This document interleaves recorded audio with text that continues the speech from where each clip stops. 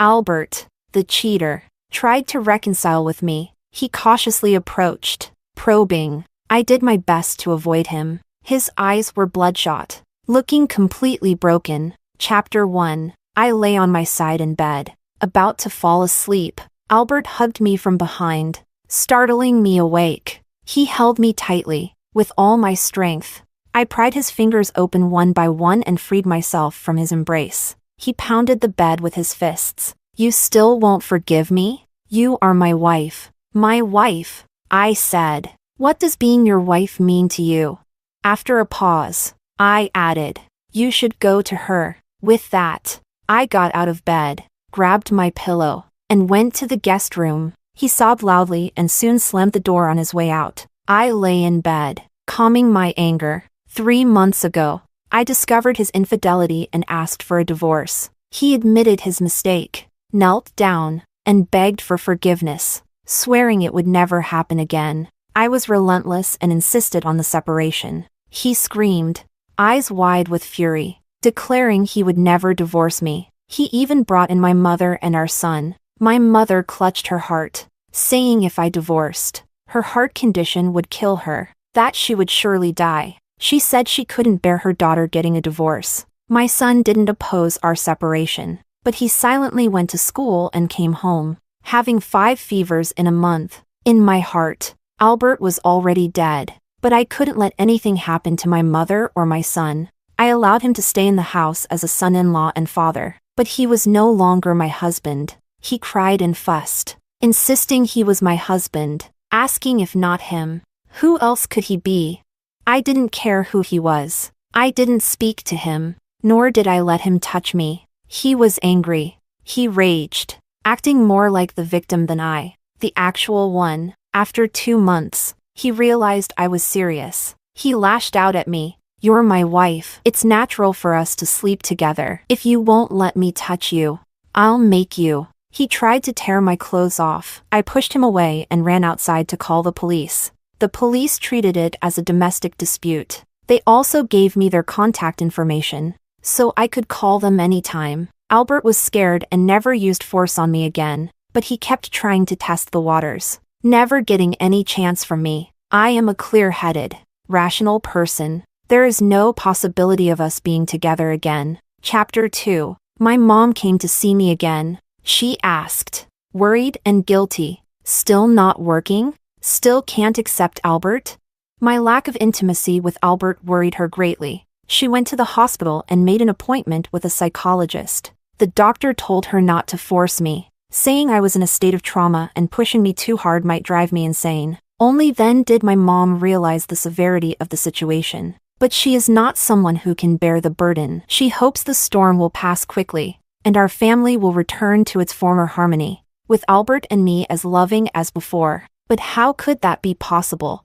I looked at my mom and sighed. Mom, you should get your heart checked. She used her heart condition to threaten me into compromising, and I did. But I also reminded her to take care of herself because I would not compromise a second time. I had already begun to mentally prepare myself for the possibility of losing my mother. My coldness angered her. She yelled, "Are you trying to drive your mom to death? Why are you so stubborn? Many men are like this. Why aren't other women acting like you?"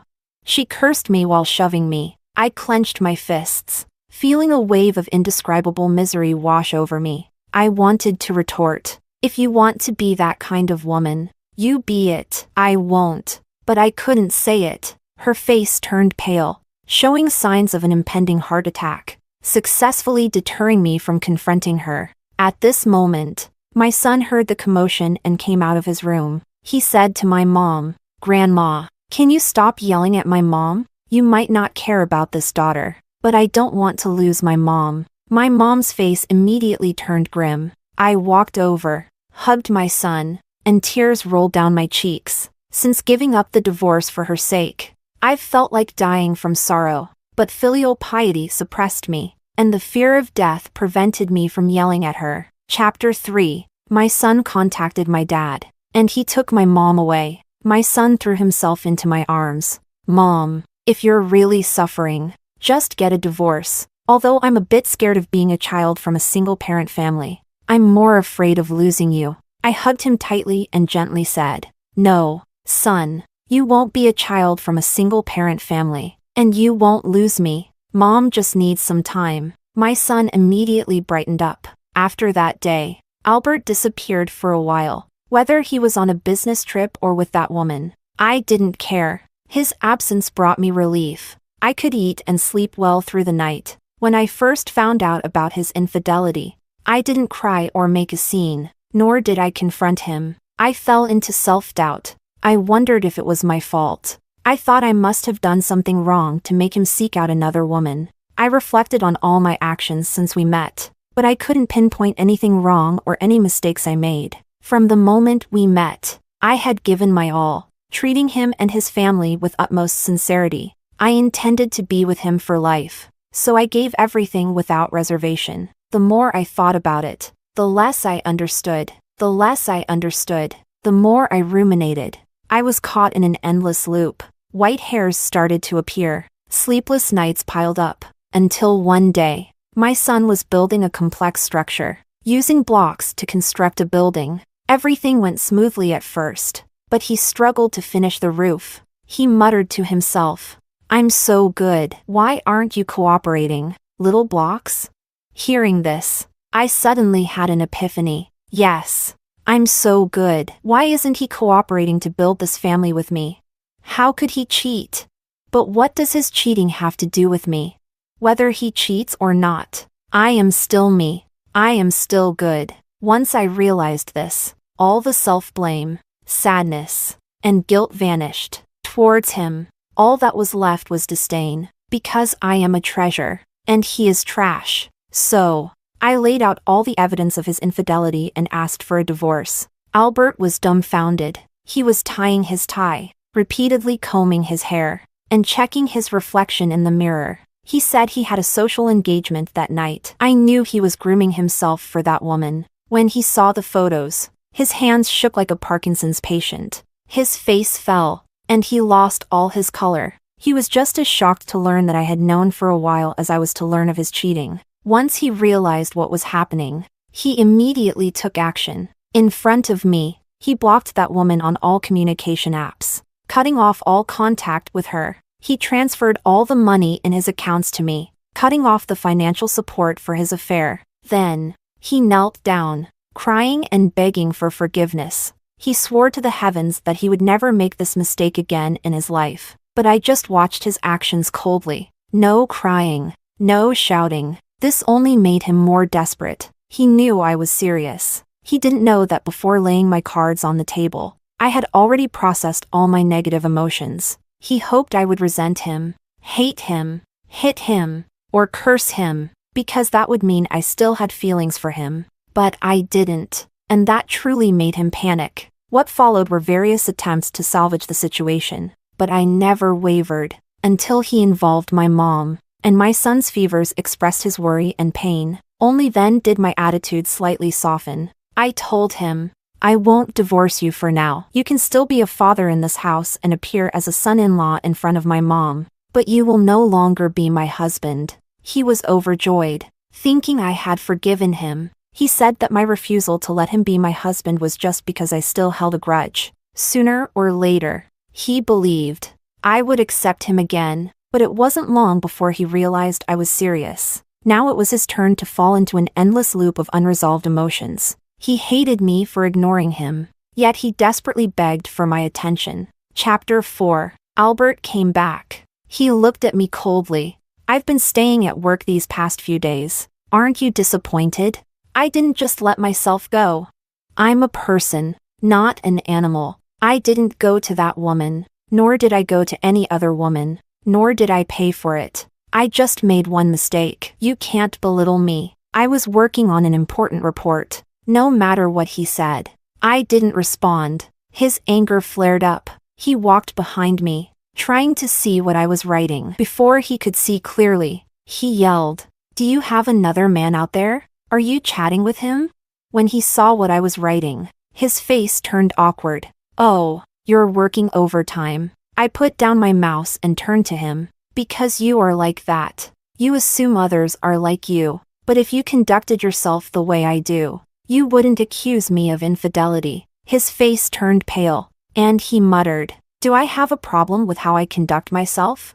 I was speechless. He went to see a psychiatrist. The psychiatrist told him that his thoughts and emotions were currently chaotic, making it hard for him to handle problems rationally, and that he was prone to making mistakes. He recommended medication and regular counseling. He ran back to tell me, "It turns out I'm sick. I have depression. That's why I made a mistake. I'm not really like that. You're a doctor. You can't hold a patient accountable." He thought he had finally found a legitimate reason for me to forgive him, a reason that would allow me to let it go. But I said, "Many people diagnosed with depression only harm themselves, not others. And you, who did you harm?"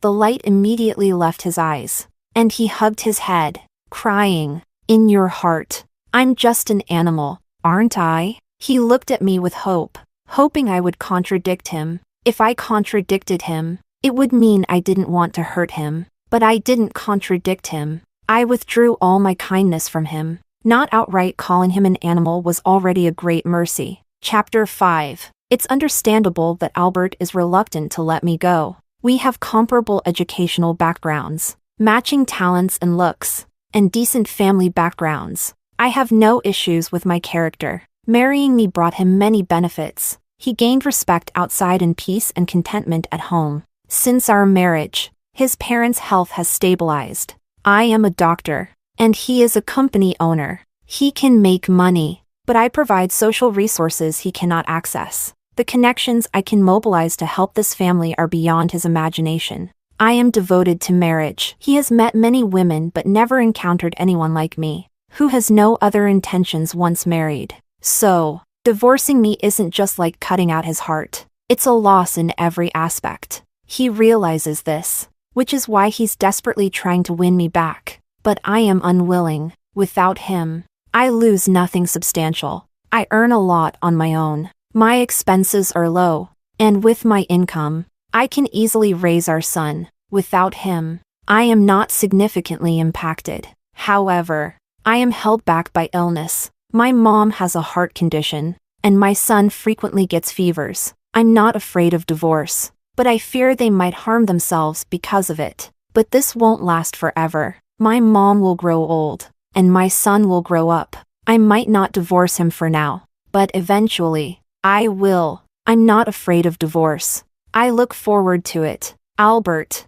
on the other hand, has too much to lose. He's not stupid. He's a businessman who calculates profit and loss. Chapter 6. But he doesn't realize that whether he divorces or not, the losses are inevitable. I no longer care for him or look after him. One day, he said he had a stomachache. In the past, I would get him the right medication and schedule a checkup. At our hospital, it was easy to get him seen by a doctor. He had never experienced the difficulty of getting medical care. But this time, I just told him to go see a doctor. Then I grabbed my bag and left. Before, whenever he was home, no matter how busy I was, I would cook, always paying attention to nutritional balance. I adjusted meals according to his needs. But after I stopped caring for him, even when he was home, I only cooked based on my and my son's needs. He often sat with chopsticks in hand, looking at the food that wasn't meant for him, feeling embarrassed. Before, I would tell him about our son's situation. Now, I don't mention a word about how our son is doing at school or at home. When the teacher posted our son's award certificate and photos of his performance in the group chat, he found out that our son could jump rope and even do tricks. In this home, even if he stubbornly stays, he no longer has a significant place. Realizing this, he cried until he fainted. I sat and watched. It was our son who called the ambulance. After his parents learned about our impending divorce, they both ended up in the hospital. I didn't arrange their care or visit them. In the past, whenever they were sick, I not only arranged everything but also took care of them personally. From now on, it's all his responsibility. When Albert woke up, he dragged himself around, exhausted and overwhelmed. After his parents were discharged from the hospital, our son said to Albert, "Dad, you should separate from Mom. If you stay together like this, everyone is unhappy. I don't want to lose Mom." and I don't want to lose Grandpa and Grandma either. He hugged our son and almost cried himself to death. He finally realized the magnitude of his mistake. His actions had hurt everyone connected to him. His parents were too ashamed to approach me. They weren't bad people. They just raised an unreliable son. They called me to apologize, only asking if they could see their grandson regularly. I agreed. I wouldn't deprive my son of any family ties. But if my son didn't want to see them, I would never force him. Chapter 7. When my mom heard about the attitude of Albert's parents, her stance began to soften as well. If even the man's side had given up hope, what was the woman still holding on to? She cared a lot about Face. I took the opportunity to explain in detail what Albert had done. She looked incredulous. When I told her that Albert had gone out to meet that woman while our child was sick, my mom almost couldn't breathe. I gave her some medication, and after she had calmed down, I continued to persuade her. I said, "Mom, you are a wise mother. I've always been grateful to you." She gave me a reproachful look, but her expression softened a lot. I hugged her and acted spoiled. Since I became an adult, I had rarely done this. She was a bit unaccustomed to it, but soon she showed the smile of a loving mother. Seeing her mood improve, I shared my perspective. I said, "Mom, I love art, but you made me study medicine. You said that the older a doctor gets, the more valuable they become, and that a woman should be able to support herself throughout her life. I listened to you, and now I have a high income. So many people respect me and come to me for medical advice. It fills me with confidence, and it's all thanks to you." My mom listened and showed a proud expression. "That's right. Who am I? I'm your mother." I seized the moment to add, "Mom, you are wise, but your wisdom works on ordinary people. When it comes to complicated people, it doesn't work as well." Albert sought out another woman behind my back while pretending to be a good son-in-law in front of you. He successfully deceived you. My mom's face darkened, but she accepted it calmly. She said, "Yes. How could he be like that?" I said, "What he is doesn't matter. What matters is what we are. I don't lack money or love. I don't need to beg him for either. So naturally, I don't need to suffer his torment." My mom hesitated for a long time before finally saying, "But if you get divorced, your father and I live here, and the neighbors will gossip about us. I won't be able to show my face. Everyone used to envy how well I raised you and how well you married. Now, if you get divorced, people will say, 'She said she raised her well, but she couldn't even keep a man.' I won't be able to hold my head up." I said, "Mom, once I'm divorced, you and Dad can come live with me and be my strong support." My mom's eyes lit up. "Yes. Why didn't I think of that? If you get divorced, of course, we'll live with you. What am I staying here for? I'm an only child, and my parents had planned to live with me after I got married. But Albert's family, being from the countryside, couldn't accept parents living with their daughter. After marrying Albert, to respect his parents' feelings and to make it convenient for them to visit, my parents continued to live in their old house. Whenever they came to see me, they made the trip in one day. She loved and understood me. Now, I told her that divorce wasn't all bad. At least we could live together. She didn't have any more heart problems and shouted, "Old man, our daughter is getting divorced. We need to help her and live with her." My dad, who had been eavesdropping from the bedroom, was so excited when he heard my mom shout that he started packing immediately. Albert and I divorced smoothly. Our son stayed with me. We had 2 houses. The larger one was mine, and the smaller one was his. All our savings were put in our son's name. The company went to him. I didn't take advantage of him, and he was very grateful for that. But he also started to have inappropriate thoughts about me again. Facing his passionate gaze, I coldly said, in my heart, "I wish you had nothing, but you are Ben's father. If you don't do well, he will worry, and I don't want Ben to worry. Focus on your career and leave a good inheritance for Ben when you die." He nodded, choking back tears. Chapter 8. Before he moved out, he was still not giving up. He said firmly, "I will wait for the day you come to your senses. I am confident we will remarry. We are just temporarily apart. no matter how passionately he displayed his feelings. I just crossed my arms defensively. From start to finish, I made no effort to keep him. He sighed and left. The house has 3 bedrooms. The same day Albert moved out, my parents moved in. We kept their old house, but most of the time, they stayed with me. We had bought this house because of its convenience. It's a 15-minute walk to a top-tier hospital. There are a dozen malls nearby. Across the street from the community are elementary, middle, and high schools. Just outside the west gate of the community is a park. My dad was delighted after living here for less than a week. He went to the park 5 or 6 times a day. He made many new friends. My mom went shopping every day. This place has not only malls but also various small shops and a wholesale market. She was happier than my dad, always comparing prices. My son was my main concern. After the divorce, I immediately spoke with his homeroom teacher. The teacher assured me that none of the classmates would bring up these matters, and I felt relieved. They are in an advanced middle school class, where the students are too busy with their studies to worry about anything else. I felt reassured.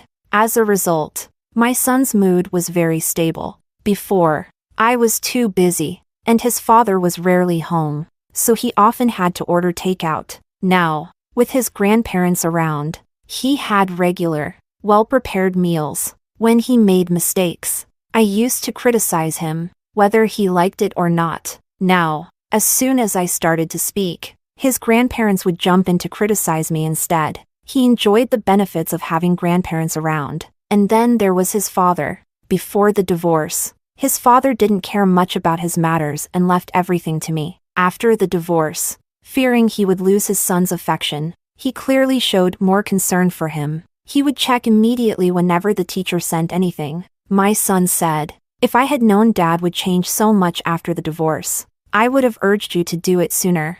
I couldn't help but laugh and cry when I heard this. My dad said, "The boy is right." My mom nodded in agreement. Everything was moving in a better direction. Not only did my personal life improve, but so did my career. With my parents as a strong and unwavering support system, I had more time to dedicate to my work. Besides seeing patients, I took on several research projects. I was overwhelmed, so the hospital assigned me 2 students. Our hospital is affiliated with a medical university. These 2 students were exceptionally capable and helped me a lot. In return, I provided them with many opportunities. Not only did their income increase, but I also entrusted them with important aspects of the projects, guiding them through the process. Their growth was rapid. Their advisor, Baron, noticed this and took it to heart. One day, Baron approached me, pushing his luck, asking if I could take on more students.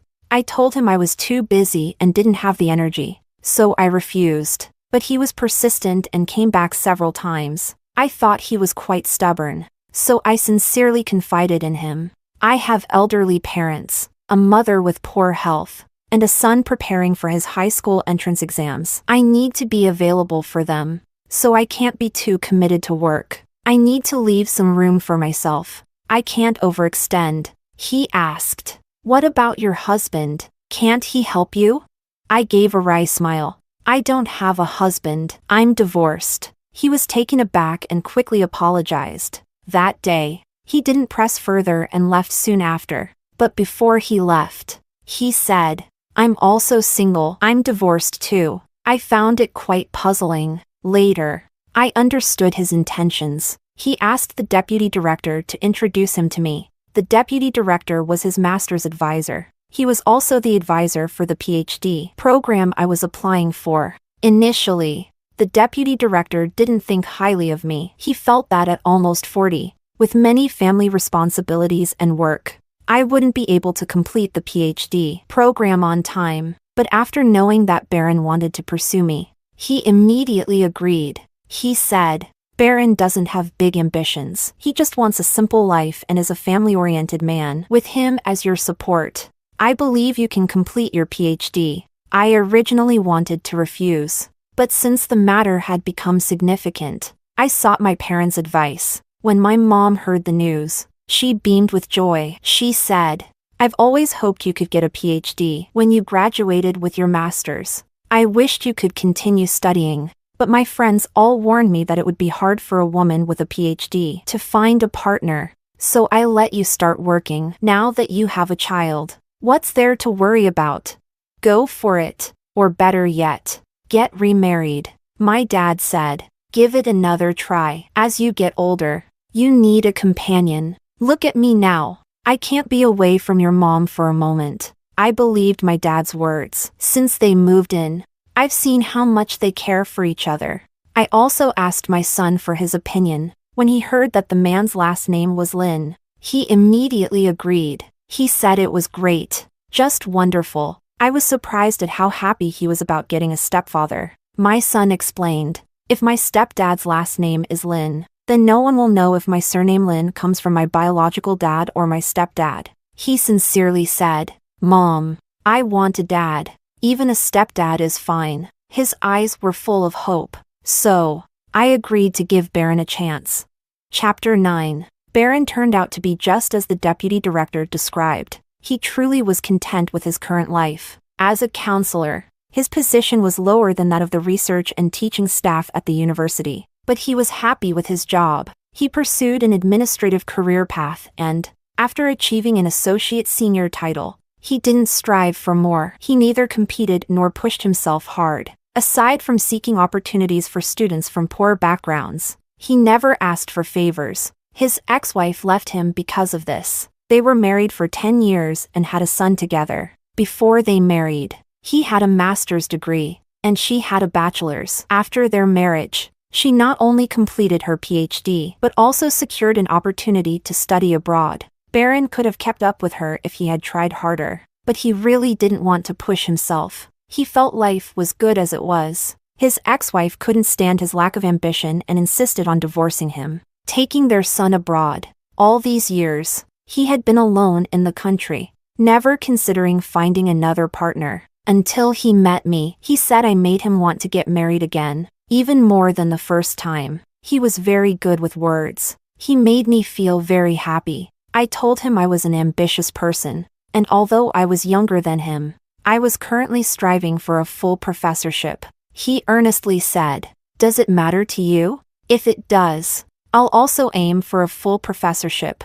I could even strive for an administrative position if needed." I asked him, "Do you regret it? If you had been willing to strive harder in your last marriage, maybe your family would still be intact." He said, "It's different. You are ambitious, but don't look down on those who aren't." My ex-wife couldn't stand my lack of ambition and completely looked down on me. Being around her made me constantly anxious and tense. He said, "You don't make me anxious or fearful. I'm willing to follow you." I laughed. Being an associate professor is just fine. I really meant it. The higher you climb, the harder it gets. If you don't want it, there's no need to force yourself. So, we established our relationship. Middle-aged love is different from that of the young. A week after establishing our relationship, we became intimate. He wanted it, and so did I. He had been alone for too long, suddenly ignited with passion, unable to resist.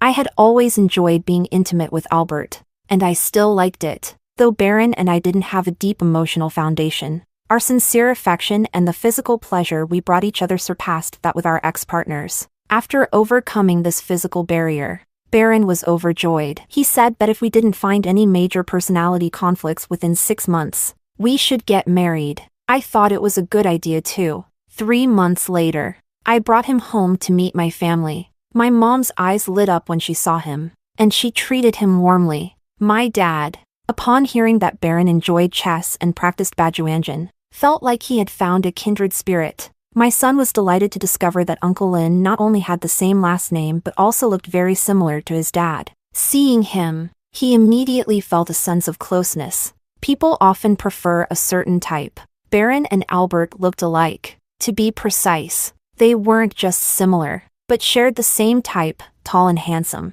I liked that type. A year after we met, we got married. Chapter 10. During our courtship, only my PhD advisor and my family knew about our relationship. After we got married, Baron was so happy that he posted our marriage certificate on social media. I laughed at him for being childish, saying happiness should be kept to oneself. He said he didn't know why, but he just wanted to show off to the world. I reminded him to be cautious, as this might invite trouble. He said it wouldn't, as he hadn't wronged anyone, having been single for so many years. He believed his friends, colleagues, and even students would only be happy for him. That night, however, he was proven wrong. His ex-wife called from overseas, asking what he meant by remarrying. He was baffled by her questioning. He said, "We've been divorced for so many years, and you've been remarried for years. How does my remarriage bother you?" His ex-wife, sensing her loss of composure, still expressed her concern. She said, "With the cost of housing in Beijing being so high, who will you leave the house to now that you're remarried? To your son or your stepson?" Baron was furious. He said, "When we divorced, I left with nothing. I gave up all rights to make up for my son. Now, all my assets consist of one house and some savings, accumulated bit by bit after our divorce. My son won't return to China, and I won't rely on him for my retirement. Does he still covet my small amount of property?" His ex-wife was speechless, but before Baron could hang up, she muttered, "I'm sorry." Throughout the phone call, Baron didn't hide anything from me. After he hung up, he was still upset. "Why can't she stand to see me happy? I'm not ambitious, but I've never hindered her from pursuing her future and happiness." I gently stroked his head and comforted him. "We don't need to compare ourselves to her. Our standards of conduct are different." I then shared in detail my history with Albert. He was moved, saying that by confiding in him, I was showing my trust. Indeed, I trusted him completely. Not only I, but my entire family trusted him. Our relationship deepened further, but Baron didn't realize that while he let go of the conversation quickly, it lingered in my mind. Remarriage does bring certain issues. No matter how well he got along with my son, they lacked blood ties. My parents and my son were bound by blood. In our family, he often felt like an outsider. He didn't say anything, but I couldn't help but think about it. How could I make him feel more happy and secure? Chapter 11. I hadn't figured out a solution yet. When Albert heard about my remarriage, he desperately wanted to see me. Driving too fast, he got into an accident and was taken to the hospital, which contacted me. Since meeting me, I had always been his emergency contact. I didn't want to go, but Baron urged me to. He said, when I remarried, my ex-wife came around too. Even though she claimed it was about the house for our son, she had her own unresolved feelings. Albert must be feeling the same. He needs a proper goodbye. Baron said he trusted me. So, I went to the hospital. Fortunately, Albert's car had good safety features. He only had a broken leg and some minor injuries. When he saw me, he immediately cried and asked, "Did you really remarry?" I didn't hide it and nodded. He covered his face and cried. I sat beside him, waiting for him to finish venting. After a long time, he stopped crying, exhausted. Through his sobs, he asked, "Why won't you give me another chance? I truly wouldn't make the same mistake again. I want to spend the rest of my life with you. Why won't you give me a chance?" This was his obsession and resentment. I hadn't planned to have an open conversation with him, but seeing him cling to this, it was detrimental to both of us. We had a son, so we couldn't completely sever ties. I organized my thoughts and said, "You know, I wasn't planning to remarry. It's not that I didn't want to, but I was afraid." Recalling those days, I fought back tears. Being married to you was exhausting but also happy. I thought I would always be happy. But then I realized that what I thought was happiness was a joke. I believed I was happy, and I thought you were too. But you weren't happy. Otherwise, why would you look for another woman? His eyes showed guilt and panic, and he hurriedly said, "I was happy with you. I just wasn't content. I wanted to play, to see what other women were like. I never wanted to leave you or our family." I nodded.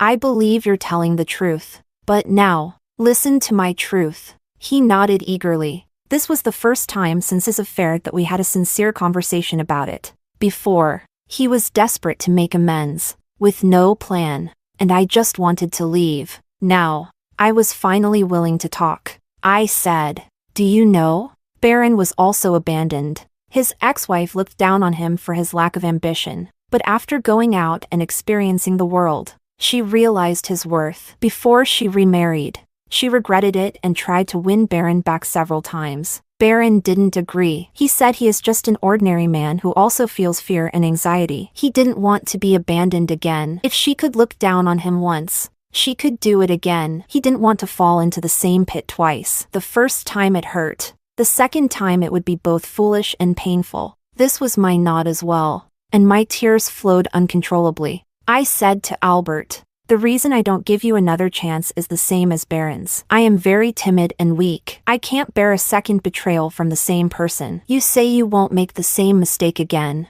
but do you remember? When we got married, you solemnly promised me that even if all the men in the world betrayed their wives, you wouldn't betray me. But you did betray me. Promises from you are not reliable. How can I believe your promises again?" Albert's eyes lost all their light. His shoulders slumped. His face turned ashen. At this moment, he finally understood that there was no possibility between us, because I would never allow myself to fall into the same pit twice. I'm sorry. He kept repeating his apologies.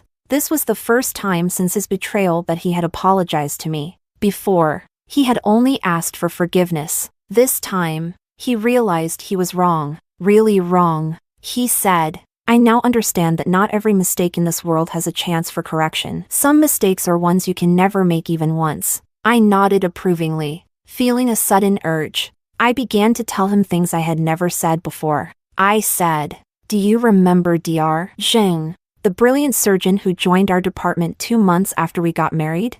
He replied, "You mean the top surgeon in general surgery?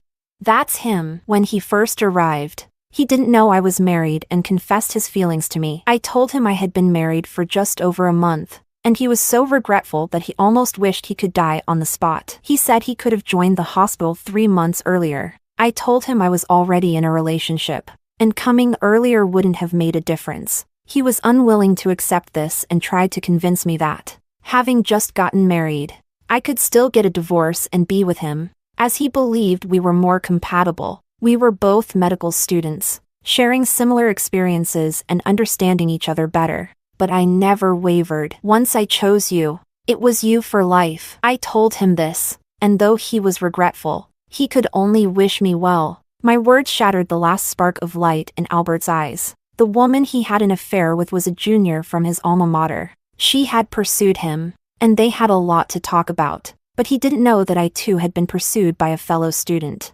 Yet, in the same situation, I made a different choice. I resisted temptation and upheld our marriage. He accepted temptation and destroyed our marriage. I said, "Not just Dr. Zheng. You know I easily attract others. Over the years, I've had numerous patients who were interested in me, but I was never swayed." His eyes showed a trace of despair. He must have known that in his line of work, there were many clients, and he should understand what it's like to constantly face temptation. I said, "This is the difference between you and me. Frankly, we're not compatible. Divorce is just a way to correct our mistakes and rebuild." This time, I laid it all out. He finally understood that we were not meant to walk the same path together. In the end, I couldn't resist one last jab. "By the way, even though I despise your junior for knowingly being the other woman, you two are quite alike. You might as well marry her." He opened his mouth but had no words.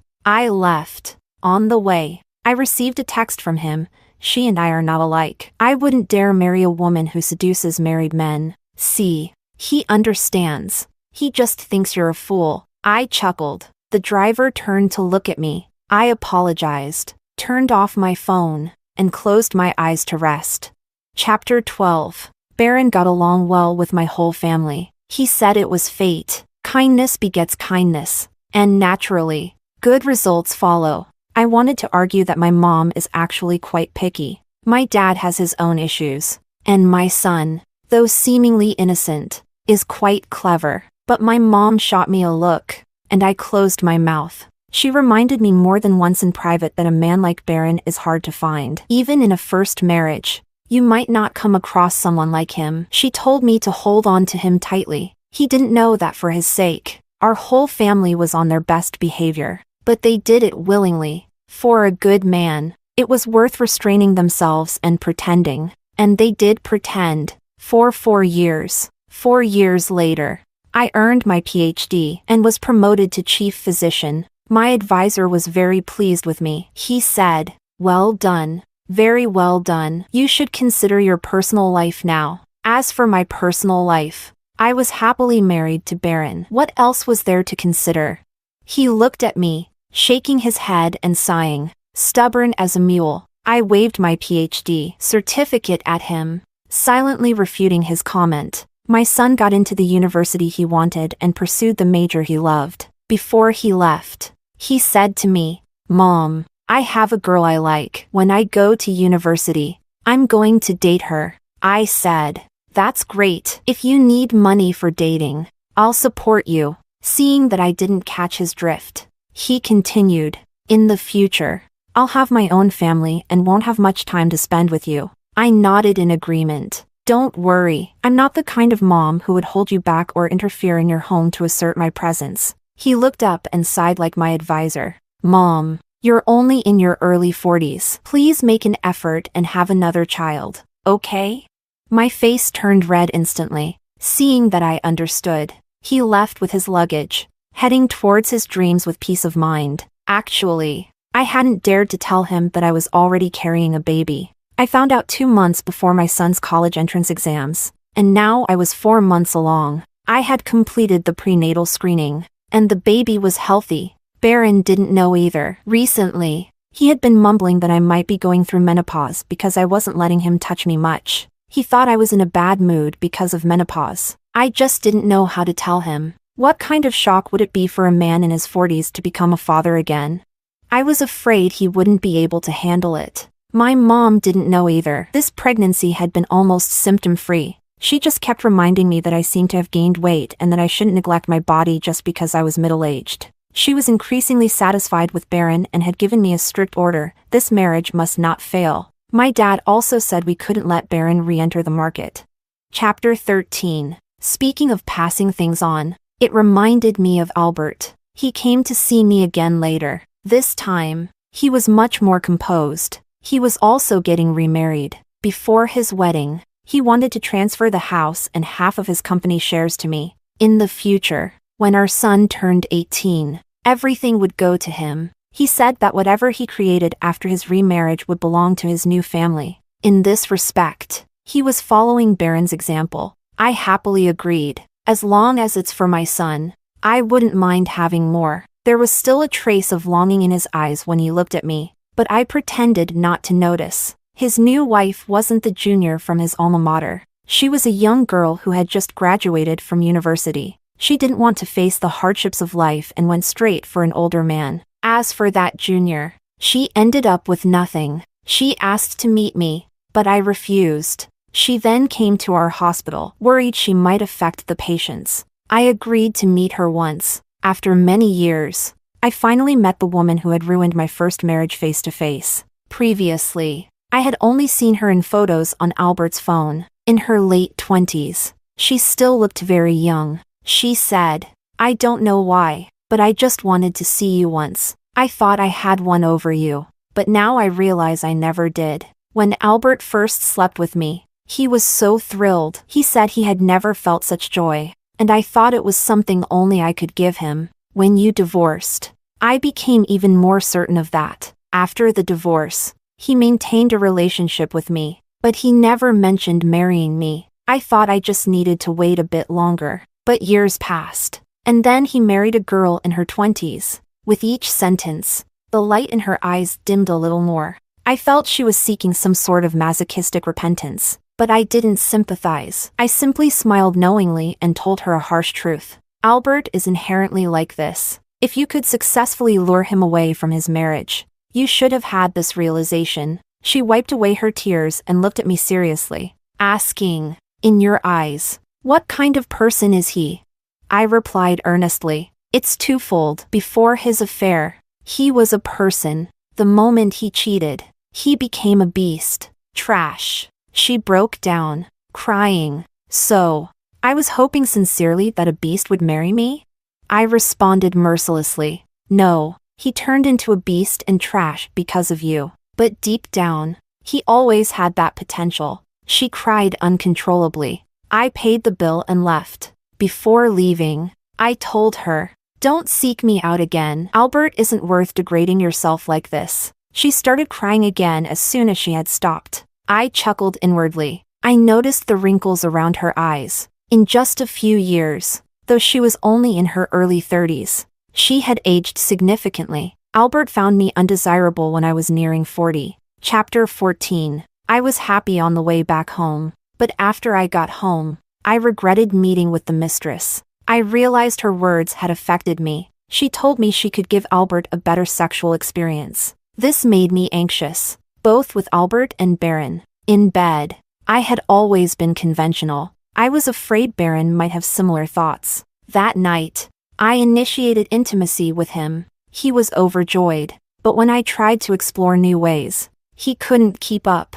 Then, amidst his questioning, I burst into tears. I honestly told him about my meeting with the mistress. He sighed and held me tightly. "I like you just the way you are because I am the same. If you were too wild, I wouldn't be able to keep up. It would make me nervous." I breathed a sigh of relief. But afterward, I noticed some bleeding. It scared me. He thought he had hurt me and reassured me that I would be fine in a couple of days. I yelled at him. "What do you mean? Fine in 2 days? We're about to lose our baby, and you're acting so calm?"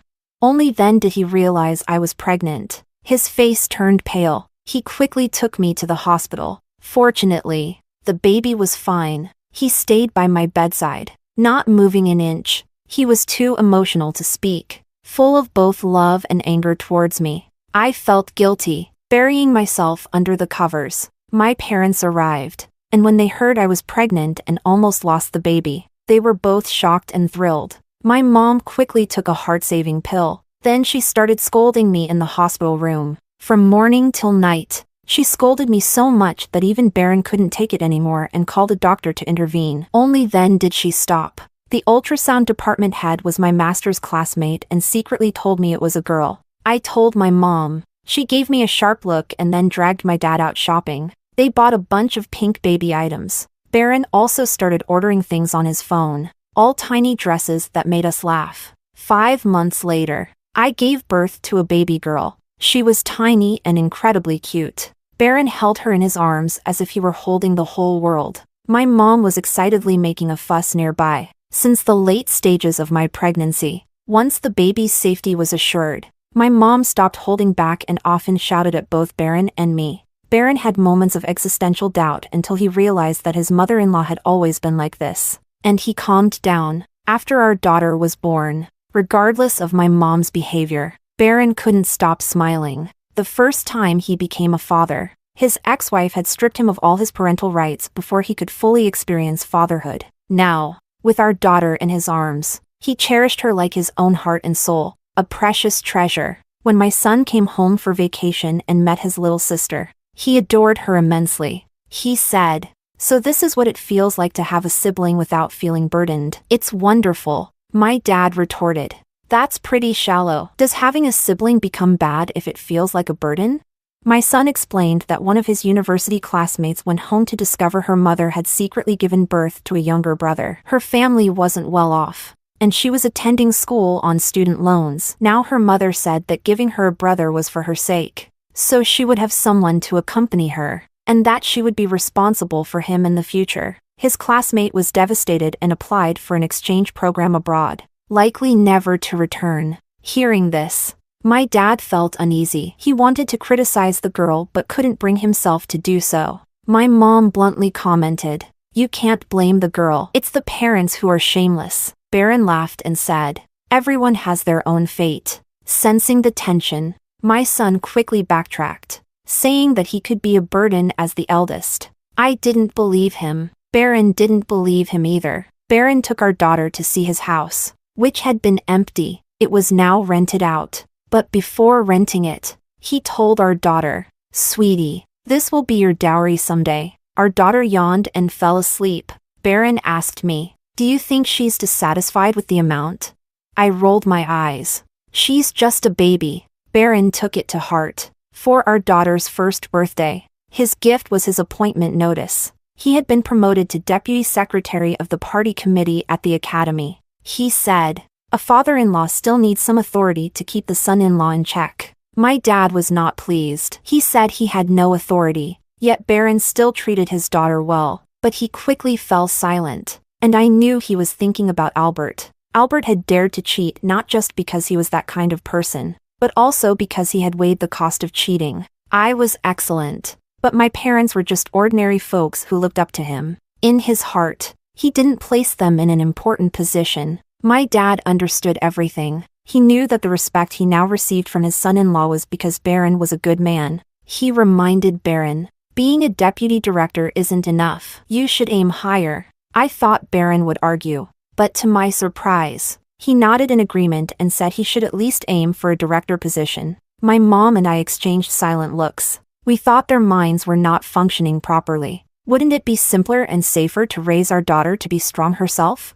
Chapter 15. No matter what, life kept getting sweeter. Time seemed to fly by faster and faster. One day, while I was dressing my daughter in a princess dress to take her to a kindergarten performance, I ran into Albert. My son had mentioned that his father had gotten wiser and stopped playing little tricks. The young girl he had previously dated had left him, taking the money from their divorce and finding a younger guy her own age. Albert had remarried, this time to a woman with a child. He was dropping off his stepdaughter at the kindergarten. Seeing my daughter, who looked very much like me, he pressed his lips together, struggling to maintain his composure. I knew what he was thinking. If he hadn't cheated, our daughter would be this age now, perhaps even older. Back then, I had suggested to him that we have a second child. Having only raised a son, I wanted to experience having a daughter. I remember his response clearly. He coldly said, "What are you dreaming of? You're too old to have a healthy child." I didn't say a word. He was right. As a medical professional, I knew that after 35, the quality of a woman's eggs declines sharply, and the risk of having a child with disabilities increases significantly. But I didn't catch the underlying message. In reality, he just thought I was too old. But now, I'm even older, and my husband doesn't mind at all. Our daughter is exceptionally smart and beautiful. My daughter said, "Hello, Uncle. My name is Naomi Lin. My dad is Baron Lin, and my mom is Leona Zhang." Albert's eyes were full of shock. Yes, her dad's last name is Lin, Baron Lin, not Albert Lin. At that moment, all my love and hatred for Albert vanished completely.